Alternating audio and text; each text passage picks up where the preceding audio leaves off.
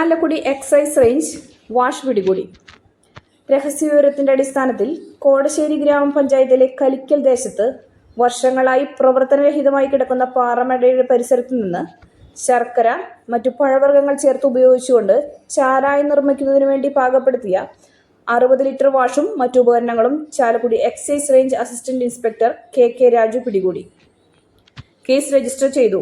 പിടികൂടിയ എക്സൈസ് സംഘത്തിൽ assistant excise inspector grade M Anilkumar, Jaison Jose, civil excise ഓഫീസർമാരായ TR രാകേഷ്, അനീഷ് ചന്ദ്രൻ, അജിത് PA എന്നിവർ ഉണ്ടായിരുന്നു.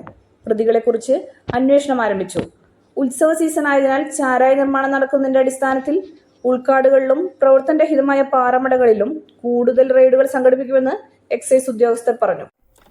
രഹസ്യ വിവരത്തിന്റെ അടിസ്ഥാനത്തിൽ കലിക്കൽ കുന്നത്ത് സാബുവിന്റെ വർഷങ്ങളായി മുടങ്ങിക്കിടക്കുന്ന പാറമടയോടനുബന്ധിച്ച് ഉത്സവത്തിനോടനുബന്ധിച്ചാന്ന് തോന്നുന്നു നിരവധി പഴവർഗ്ഗങ്ങൾ ഇട്ട് ചാരായം മാറ്റുന്നതിന് പാകപ്പെടുത്തിയ 60ഓളം ലിറ്റർ വാഷ് കുഴിച്ചിട്ട നിലയിൽ കണ്ടെത്തി ചാലക്കുടി എക്സൈസ് റേഞ്ച് പാർട്ടിയും കേസെടുത്ത് രജിസ്റ്റർ ചെയ്തിട്ടുള്ളതാണ്.